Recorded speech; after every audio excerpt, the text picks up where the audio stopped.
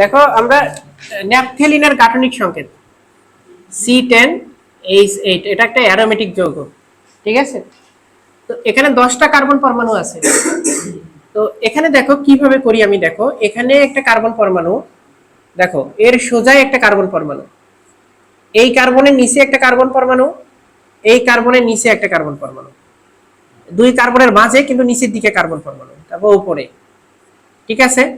আচ্ছা এখন বন্ধন দিয়ে দাও এগুলো, ঠিক আছে, বাঁকা হয়ে গেল একটু।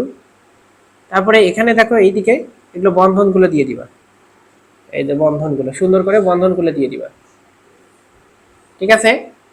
এখন এই কার্বনের সোজায় একটা কার্বন পরমাণু, এই কার্বনের সোজায় একটা কার্বন পরমাণু, এই যে দেখো এরকম দুইটা ষড়ভুজ আকৃতির বলয় হবে, এই যে দেখো এভাবে বন্ধনগুলো দিয়ে দিবা, ঠিক আছে। এই যে এই বন্ধন, এবং এখানে একটা করে বন্ধন বের হবে, ঠিক আছে।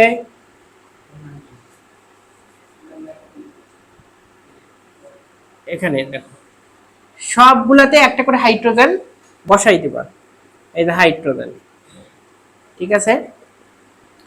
হাইড্রোজেন গুলাকে সুন্দর করে বসিয়ে দিবা। এখন সবাই একটু খেয়াল রাখো, সেটা হচ্ছে দ্বিবন্ধন বসাইতে হবে। তো এখানে দ্বিবন্ধন দিলা, এখানে ফাঁকা, এখানে দ্বিবন্ধন, এখানে ফাঁকা, এখানে দ্বিবন্ধন।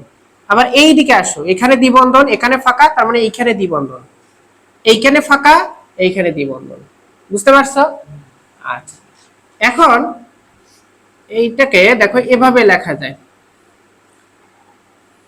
দেখো দুইটা ষড়ভুজ আকৃতির বলয়, ষড়ভুজ আকৃতির বলয় যে কোনো এক জায়গা থেকে দ্বিবন্ধন শুরু করতে পারো। তো সুবিধার্থে আমরা এখানে দিলাম, এখানে ফাঁকা, এখানে, এখানে ফাঁকা, এখানে, তারপর এখানে ফাঁকা, এখানে, তারপর এখানে ফাঁকা, এখানে, ঠিক আছে। এইভাবে সুন্দর করে দিতে হবে, এখানে দ্বিবন্ধনটা এইভাবে সুন্দর করে দিতে হবে, ঠিক আছে। এই যে দ্বিবন্ধনগুলোর অবস্থান পরিবর্তন হতে পারে রেজোনেন্স কাঠামোর কারণে, এটা তোমরা পরবর্তী শ্রেণীতে উঠে জানবে।